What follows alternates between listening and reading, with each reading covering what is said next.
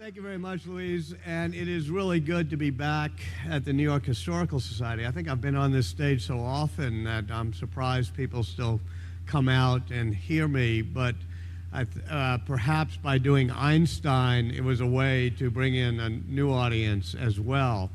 Because the thing that strikes me most about Einstein and that I want to talk about tonight is what strikes me most about the city of New York, and for that matter, the New York Historical Society, which is the notion of appreciating creativity and realizing that, as Einstein often said, imagination is more important than knowledge. It's that ability to be creative and to think differently that made him the great scientist of his time. And it's what you really see in New York, because so many other places have very smart people, but New York has that absolute electricity that comes from people who think differently, are creative, and really help drive a creative society and economy in all sorts of fields. And as I said upstairs to a few people just a little while ago, I also think it's important for those of us who naturally are members of things like historical societies to realize that science is also a creative endeavor, and that science is very much a part of history. We shouldn't look upon science as something that should be confined to the Rose Planetarium and we send our kids there when we come here to do something more elevated. We should realize that science, like any other endeavor, whether it be the arts, literature, history, depends on creativity and is not something that we should relegate to being an intimidating field. When I talk about Einstein not being so intimidating, the good news about Einstein, for those of us who are parents, is that Einstein was no Einstein when he was a kid. He was very slow in learning how to talk, so slow that they dubbed him in Munich when he was growing up, Der Depperte, which some of you may know means the dopey one in the family. In fact, his parents consulted a doctor because of his slow verbal learning ability. But it was partly because of that slow verbal learning ability that Einstein not only becomes the patron saint of distracted school kids everywhere, as these posters show, but also he becomes somebody who thinks visually and thinks creatively. As he says up here, it's because he's so slow in learning how to think that he begins to wonder at things, or continues to wonder about things that you and I probably quickly took for granted. For example, the passage of time. He said, I was still wondering about the passage of time after other kids who are already grown up and they quit worrying about it.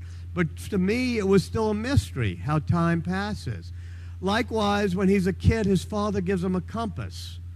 And, you know, he sits up in bed as a 5-year-old with that compass. He said, night after night, watching the needle point northward.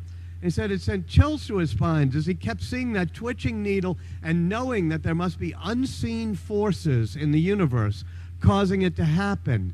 And he kept trying to figure out how to picture, because he thought in pictures and not in words. Being slow verbally, he tried to picture what a force field would look like. Now, you and I probably remember when we were kids, maybe at age 5, getting a compass. And we go, wow, cool. It points north. And we go outside, it points north. And then about 90 seconds later, we're on to something else. You know, we find a dead squirrel or something. You go, wow, cool, a dead squirrel. But Einstein, until his deathbed, is still sitting there wondering at the unseen force fields of electricity, magnetism, and gravity, and trying to do thought experiments, picture it in his head, how it happens.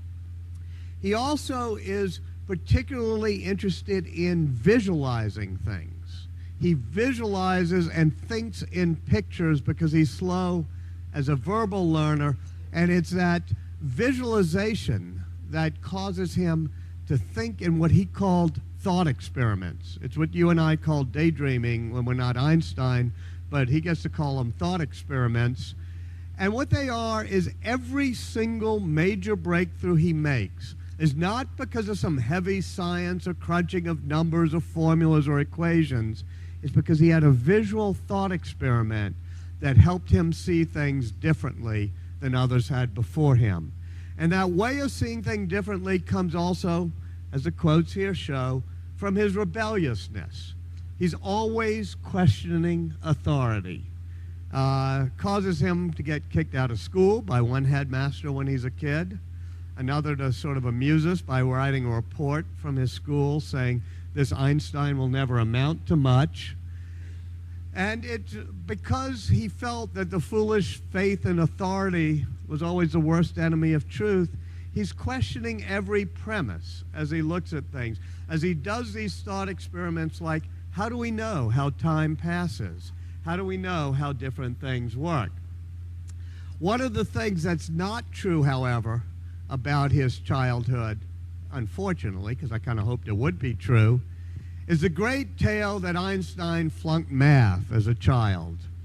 If you Google Einstein failed math, you get about 66,000 websites that say, as everybody knows, Einstein flunked math as a child, so maybe there's hope for me. Well, in fact, it's not true. He gets very good grades, the highest marks, number 6 in algebra and math when he's in high school. And the reason is not because he's good at rigorous or rote learning, which he hates. What he's good at, this one's Einstein if you're trying to figure out who he is, and that's his grade, 6 in algebra. What he's good at is visualizing what's behind the mathematics. For example, instead of learning the Pythagorean theorem and proving it in the various ways he was supposed to do in school, he could just picture 2 right triangles of different sizes, look at the proportions, and come up with a visual reason of understanding why the Pythagorean theorem had to be true. He also kind of understood that an equation is just a beautiful brushstroke, a brushstroke that the good Lord uses to paint something in reality. And so when we teach equations in mathematics as things that have no bearing to reality, he would look at an equation and understand the physical reality behind it. Some of you, Russell and others, know my daughter Betsy. She's 16. I was helping with her math homework not too long ago.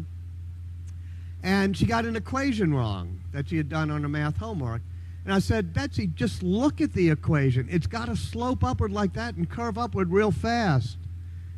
If you just visualize it. And she said, what do you mean? I said, well, the equation is just a brushstroke that tells you about something in physical reality. You're supposed to picture what the equation says, just like she was doing the Odyssey. I said, just like when you see the phrase rosy-fingered dawn, immediately you picture a rosy-fingered dawn. You should do that when you see 2x plus y squared. You should picture it. And she says, oh no, they don't teach us that in math. That's not the way they teach us. Well, Einstein, at age 16, I hate to say it, was a little bit smarter than my daughter in math. And so he's picturing the equations that had just been developed by Maxwell. The equations that describe an electromagnetic wave or light wave. And the thing about Maxwell's equations describing a light wave is that no matter how you view them, the light wave, according to the equations, has to travel at a constant speed. It always travels at 186,000 miles per second, the speed of light. And Einstein said, yes, but what if I were rushing alongside a light wave? It's one of his thought experiments again, another visualization. What if I'm traveling alongside a light wave and I catch up with the wave? Wouldn't the wave seem stationary to me? Just like if you catch up with a wave in the ocean and you're riding right alongside it, it's stationary relative to you. But Maxwell's equations don't allow for that. They don't allow for a wave to appear stationary no matter how fast you're traveling. And he said, that disjuncture caused me such anxiety. I walked around for days on end with my palms sweating. Now, this caused me to think of all the things that were causing my palms to sweat at age 16, none of which were Maxwell's equations. But that's why he's Einstein and we're not. Anyway, he runs away, or sort of half gets kicked out of his school in Germany, runs away, hates the rote and rigorous learning, runs away to Switzerland, where he thinks he can think more freely, and applies